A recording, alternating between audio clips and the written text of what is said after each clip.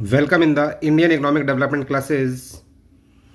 Chapter हमारा चल रहा है sixth, employment, growth, informalisation and other issues, जिसमें हम लोग क्वेश्चंस कर चुके थे स्टार्ट, और इस सेशन में हम लोग करेंगे क्वेश्चन नंबर 28।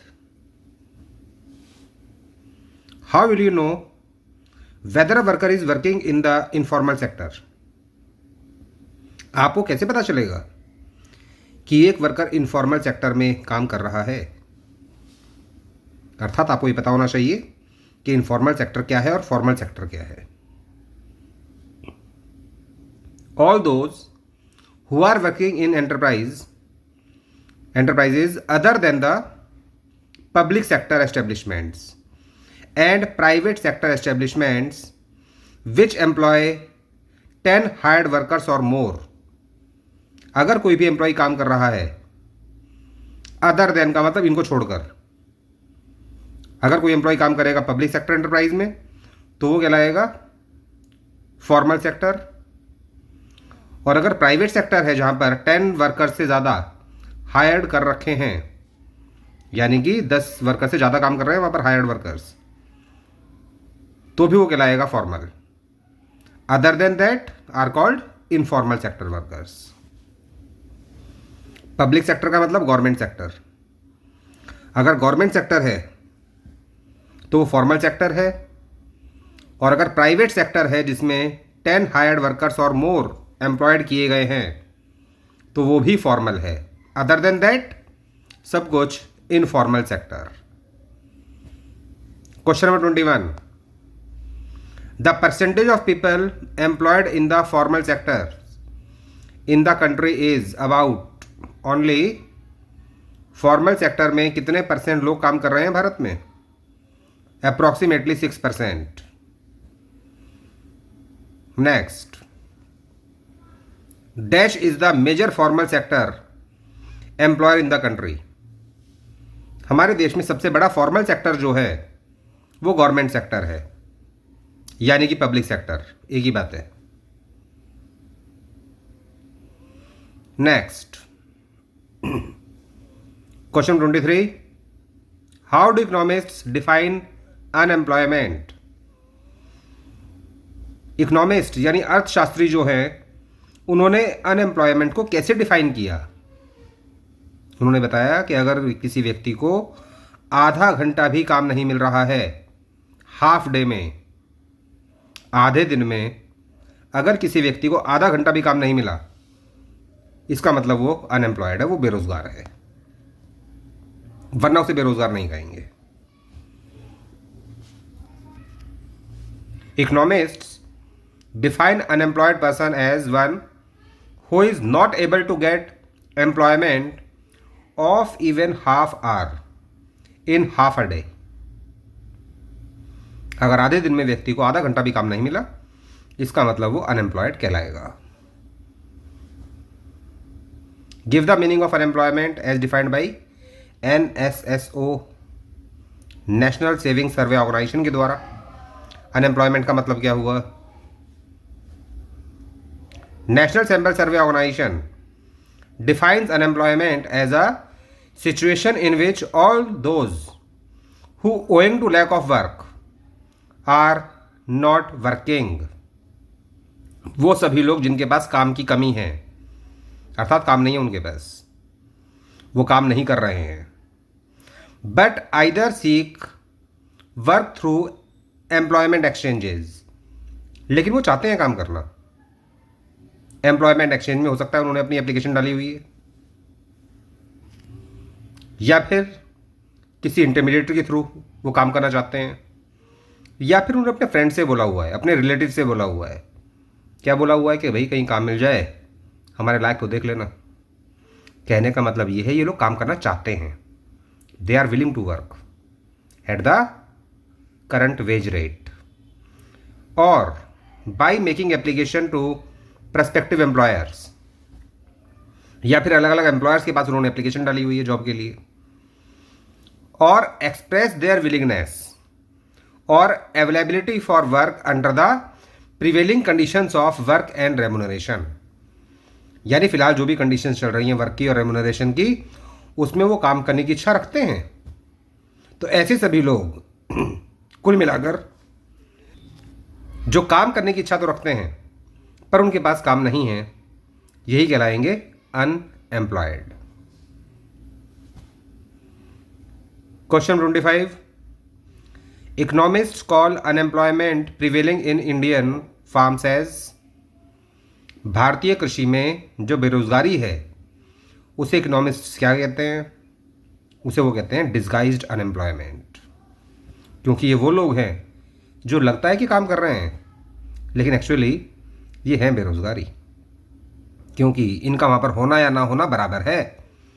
अगर इनको वहाँ से हटा भी दिया जाए तो कोई फर्क नहीं पड़ेगा आउटपुट पर। आउटपुट उतना ही पैदा होगा जितना कि इनके रहते हुए पैदा हो रहा था। इसका मतलब ये कहलाएगा disguised unemployment. Next, question number 26, about dash of agriculture workers in India as disguisedly unemployed. लगभग कितने परसेंट लोग भारत में डिसगाइज्डली अनएम्प्लॉयड हैं? 1/3। अर्थात कृषि के क्षेत्र में जितने भी लोग काम कर रहे हैं उनमें से 1/3 तो बेकार में ही लगे हुए हैं, उनकी ज़रूरत नहीं है वहाँ पर, और उनके रहने से या ना रहने से प्रोडक्शन पर कोई असर नहीं पड़ रहा है। जैसे मैंने बताया था अभी थोड़ी देर पहले, अगर उन्हें काम से हटा भी दिया जाएगा आउटपुट घटेगा नहीं। 27वां क्वेश्चन, स्कॉलर्स का मतलब वो लोग जो किसी ना किसी फील्ड में रिसर्च करते हैं। Scholars say that in India people can not remain completely unemployed for very long. Why? Scholar से मानना है कि भारत में लंबे समय तक कोई भी आदमी बेरोजगार नहीं रहता। ऐसा क्यों? क्योंकि उसे इनकम की ज़रूरत पड़ती है अपनी फैमिली को चलाने के लिए, जिसकी वजह से वो किसी भी सिचुएशन में, किसी भी वर्किंग कंडीशन में एक समय ऐसा आता है कि वो काम करने को तैयार हो जाता है। यही कारण है कि लंबे समय तक भारत में कोई भी अनएम्प्लॉयड नहीं होता, ऐसा मानना है स्कॉलर्स का। It is because their desperate economic condition, यानी कि एक टाइम ऐसा आ जाता है कि व्यक्ति की इकोनॉमिक कंडीशन, आर्थिक स्थिति इतनी बेकार हो जाती है कि वो मजबूर हो जाता है काम करने के लिए। It is because their desperate economic condition would not allow them to do be so, यानी कि उनकी इकोनॉमिक कंडीशन इस हालत में आ जाती है कि अब वो खाली नहीं बैठ सकता, फिर अब उसे काम करना ही पड़ेगा।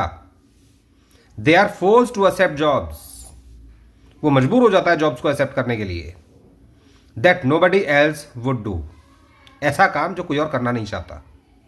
वो खुद भी नहीं करना चाहता था बेचारा, वो तो मजबूरी है उसकी कि आर्थिक स्थिति ऐसी पैदा हो गई कि कोई चारा ही नहीं बचा उसके सामने।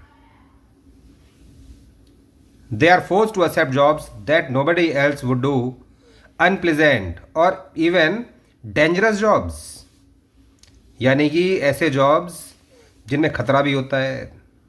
अनप्लेजेंट का मतलब जैसे कि फॉर एग्जाम्पल नाले सफाई का काम, गटर के अंदर घुस के करने वाला काम,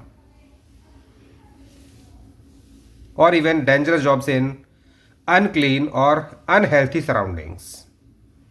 इसलिए स्कॉलर्स का ये मानना है कि भारत में कोई भी इंसान बहुत लंबे समय तक बेरोजगार नहीं रहता। Next, question number 28, name the 3 sources of data on unemployment. बेरोजगारी का डेटा कहां कहां से प्राप्त हो सकता है?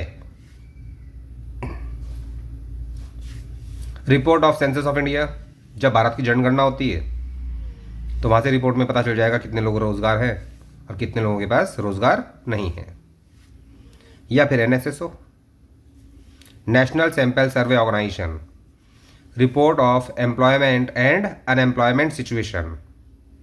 और तीसरा डेटा है directorate general of employment and training data of registration with employment exchanges.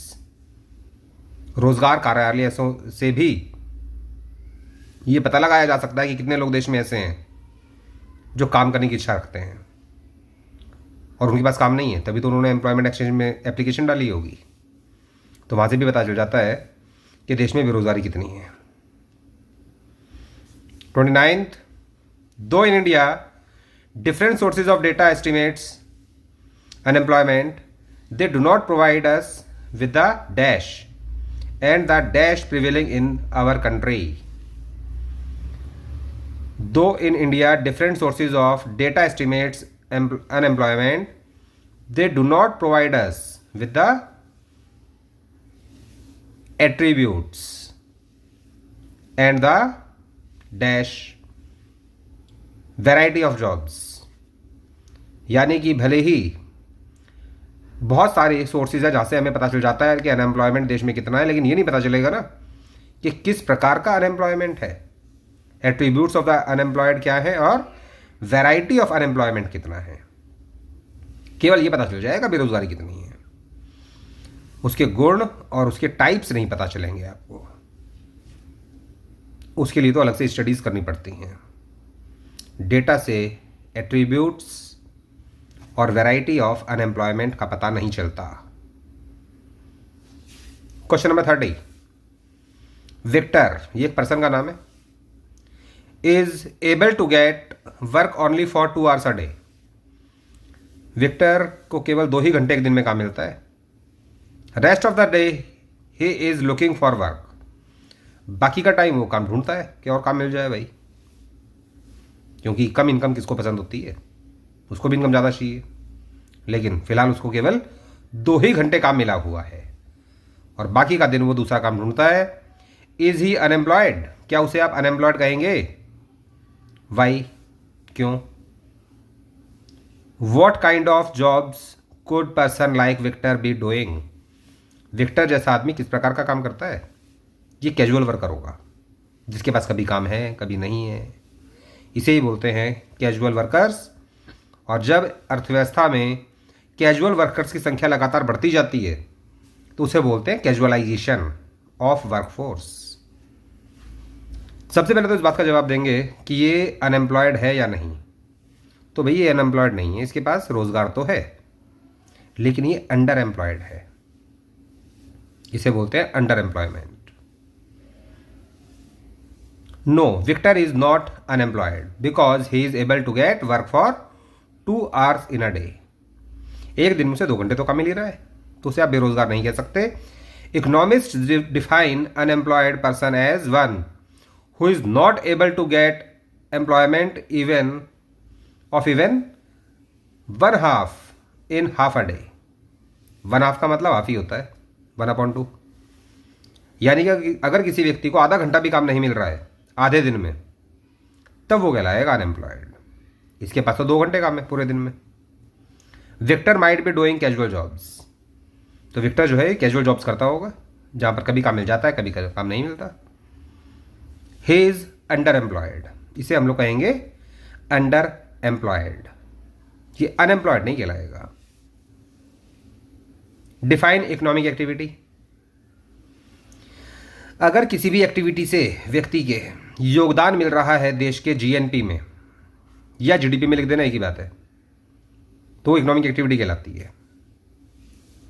Those activities which contribute to the gross national product are called economic activities. अगर एक्टिविटी योगदान दे रही है ग्रॉस नेशनल प्रोडक्ट में, तो वह इकोनॉमिक एक्टिविटी यानी कि आर्थिक क्रिया कहलाती है। Basic economic activities production, consumption and capital formation, that means investment. ये बेसिक इकोनॉमिक एक्टिविटीज कहलाती हैं। इनके अलावा एक्सचेंज भी होता है वैसे तो। ये 3 ज़्यादा इंपॉर्टेंट है। लेकिन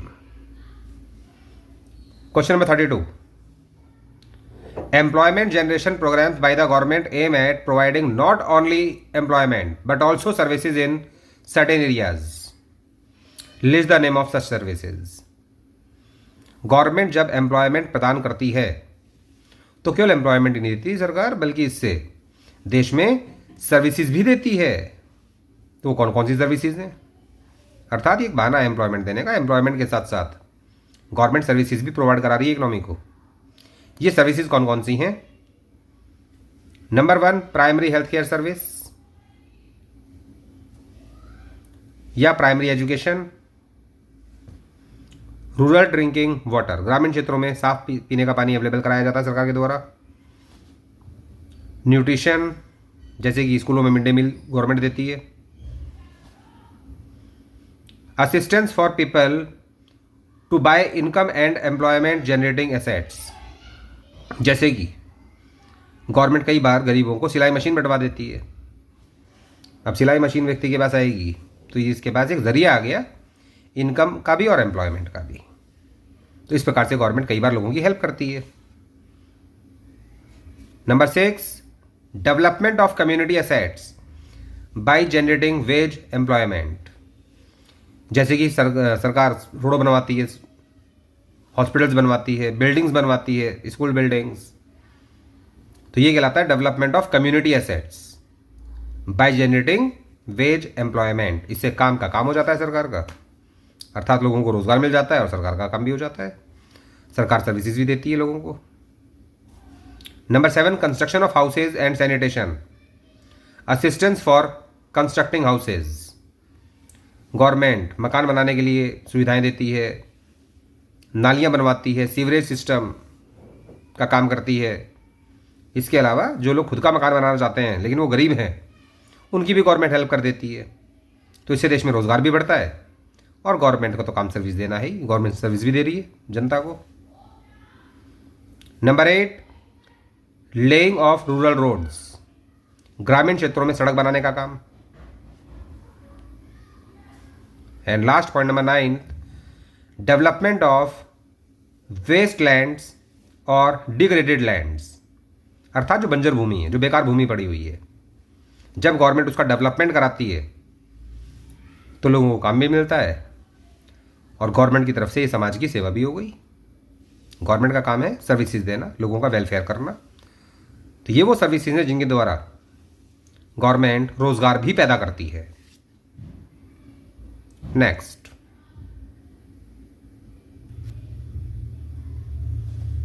question number 33, why was Mahatma Gandhi national rural employment guarantee act implemented? MNREGA ये प्रोग्राम गवर्नमेंट ने क्यों शुरू किया था? Bye the government in 2005।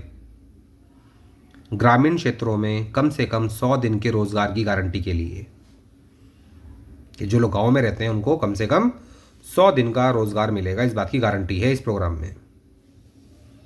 Mahatma Gandhi national rural employment guarantee act 2005 promises 100 days of guaranteed wage employment to all rural households who volunteer to do unskilled manual work। ये वो लोग इच्छा से अनस्किल्ड मैनुअल वर्क करना चाहते हैं, इसलिए गवर्नमेंट ग्रामीण क्षेत्रों में सड़क बनवाती है ताकि गांव में सड़क भी बन जाएगी और गांव के लोगों को रोजगार भी मिल जाएगा। This scheme has been implemented by the government to generate employment for those who are in need of jobs in rural areas। ग्रामीण क्षेत्रों में जिनको काम की आवश्यकता है पर उनके पास काम नहीं है, तो इस स्कीम के तहत गवर्नमेंट उनको काम प्रोवाइड कराती है। Question number 34, define GDP. एक साल में जितना भी प्रोडक्शन होता है देश में गुड्स एंड सर्विसेज का with in the domestic territory, वही कहलाता है GDP. The total value of all final goods and services produced with in the domestic territory of a country in a given year is called its GDP for that year. Next, question number 35, give an example of indirect generation of employment. Give an example of indirect generation of employment opportunities by the government, but also services in certain areas. List the name of such services. Indirect generation of employment. Example से समझिएगा। When a government owned steel company increases its output, it will result in direct increase in employment in that government company. अगर government की मान लीजिए steel company है जहाँ पर बनता है स्टील और गवर्नमेंट वहाँ पर अपना आउटपुट बढ़ाती है, तो आउटपुट बढ़ाने के लिए गवर्नमेंट को लोगों को काम पर लगाना होगा, जिससे सीधे रूप से एम्प्लॉयमेंट बढ़ेगा। तो ये तो हो गया direct increase in employment. Simultaneously, लेकिन इसके साथ साथ private companies which purchase steel from it, अब जो प्राइवेट कंपनीज गवर्नमेंट कंपनी से स्टील खरीदेंगी will also increase their output, वो भी अपना आउटपुट बढ़ाएंगी, एंड दस एम्प्लॉयमेंट, और जब वो आउटपुट बढ़ाएंगी तो एम्प्लॉयमेंट भी तो बढ़ाएंगी। This is an example of indirect generation of employment opportunities by the government. तो ये गवर्नमेंट इनडायरेक्टली इकोनॉमी में एम्प्लॉयमेंट अपॉर्चुनिटीज को पैदा कर रही है। अगर खुद काम दे रही है गवर्नमेंट तो हो गया डायरेक्ट इंक्रीज इन एम्प्लॉयमेंट, लेकिन गवर्नमेंट ने जो प्रोडक्ट बनाया है वो भी तो कोई ना कोई इंडस्ट्री खरीदेगी, और जब वो इंडस्ट्री उसे खरीदेगी तो वो भी अपना आउटपुट बढ़ाएगी, और फिर जब लोगों को काम मिलेगा तो वो इनडायरेक्ट जनरेशन ऑफ एम्प्लॉयमेंट कहलाएगा। Next, define GNP. अगर जीडीपी में प्लस कर दिया जाए एनएफआईए तो डोमेस्टिक कन्वर्ट हो जाता है नेशनल में। When we add NFIA to GDP, we get GNP for that year. NFIA का मतलब net factor income from abroad, that means factor income from abroad minus factor income to abroad. और factor income का मतलब factors of production को उनकी services के बदले में जो इनकम दी जाती है, rent, wages, interest and profit. Detail में जानने के लिए मैक्रो इकोनॉमिक्स में पढ़िएगा first chapter, national income and its aggregates. Question number 37, work plays an important role in our lifes as individuals and as member of society. काम बहुत महत्वपूर्ण है हमारी लाइफ में, हमारे लिए भी और समाज के लिए भी। वाई डू पीपल वर्क, लोग काम करते क्यों हैं? People work for earnings a living, लोग काम करते हैं पैसा कमाने के लिए। नंबर 2, being employed in work gives us a sense of self worth and enables our self meaningfully with others. जब हम लोग काम करते हैं तो हमें लगता है कि हमने अपने बलबूते पे कुछ कमाया है, कुछ किया है, हम बेकार इंसान नहीं हैं, और दूसरों के सामने हमारी थोड़ी इज्जत बढ़ जाती है। अगर काम नहीं करेंगे तो शर्म वाली बात है ये समाज के सामने। Number 3, every working person is actively contributing to national income. देश में काम करने वाला हर एक व्यक्ति नेशनल इनकम में अपना योगदान दे रहा है। And hence the development of the country bye engaging in various economic activities, और साथ में वो कंट्री का डेवलपमेंट भी कर रहा है। अगर इंसान किसी भी इकोनॉमिक एक्टिविटी में एंगेज है, इसका मतलब वो देश के विकास में योगदान दे रहा है। That is the real meaning of earning a living, और अर्निंग अ लिविंग का सही अर्थ यही है। दैट मीन्स आप काम करें इस प्रकार से कि इकोनॉमिक एक्टिविटीज़ में उसका, कंट्री में उसका डेवलपमेंट में योगदान मिले, और देशी नेशनल इनकम में भी योगदान मिलेगा इससे। Number 4, we do work not only for ourselves. हम काम केवल अपने लिए नहीं करते, काम करते हैं हम लोग अपने परिवार के लिए, अपने बच्चों को पालने के लिए। We also have a sense of accomplishment when we work to meet the requirements of those who are dependent on us. अब चाहे वो हमारे बच्चे हों या भाई बहन हों या माँ बाप हों, व्यक्ति केवल अपने लिए काम नहीं करता है, बल्कि काम करने से उसे लगता है कि हाँ मैंने कुछ प्राप्त किया है, सेंस ऑफ अकॉम्प्लिशमेंट उसको प्राप्त होता है इससे, और काम किया जाता है अपने डिपेंडेंट्स की रिक्वायरमेंट को पूरा करने के लिए। Next, question number 38, what are the benefits of studying about working people. Working people के बारे में पढ़ने से क्या फायदा है, उसके बेनिफिट्स क्या हैं? Studying about working people gives us insights into the quality and nature of employment in our country. जो लोग काम कर रहे हैं उनके बारे में पढ़ने से हमें पता चल जाता है कि हमारे देश में, हमारे समाज में किस क्वालिटी का और नेचर का एम्प्लॉयमेंट है, अर्थात किस प्रकार का रोजगार अवेलेबल है। Number 2, it helps us in understanding and planning our human resources. हम लोग अपने देश के ह्यूमन रिसोर्सेज को समझ सकते हैं, उनके लिए योजनाएं बना सकते हैं फ्यूचर के लिए, अगर हम जानते हों कि हमारे देश में किस प्रकार का काम किया जाता है लोगों के द्वारा। Number 3, it helps us to analyse the contribution made by different industries and sectors towards national income. साथ ही साथ हमें ये भी पता चल जाता है कि हमारे देश में डिफरेंट इंडस्ट्रीज और डिफरेंट सेक्टर्स जो हैं उनका क्या योगदान है हमारे देश की नेशनल इनकम में। Number 4, it also helps us to address many social issues. बहुत सारी सामाजिक समस्याएं भी हमारी समझ में आनी शुरू हो जाती हैं, जैसे कि such as exploitation of marginalised sections of the society, अर्थात जिन लोगों के पास बहुत कम ज़मीन है या फिर ज़मीन है ही नहीं, किस प्रकार से उनका शोषण हो रहा है देश के अंदर। चाइल्ड लेबर, अर्थात बच्चों का शोषण किस प्रकार से हो रहा है। अगर कोई भी व्यक्ति जिसकी उम्र 14 साल से कम है और उसे आपने काम पर लगाया हुआ है, इसका मतलब वो चाइल्ड लेबर कहलाएगा, जो कि गैर कानूनी है। आप किसी भी ऐसे व्यक्ति से काम नहीं करा सकते जिसकी उम्र 14 साल से कम हो, वो चाइल्ड लेबर में आ जाता है। Next question number 39, compare to urban women more rural women are found working. Most important question है ये। शहर में औरतें काम कम करती हैं, ग्रामीण क्षेत्रों में औरतों को ज़्यादा काम करना पड़ता है, ऐसा क्यों? Compare to urban women more rural women are found working because of the following regions.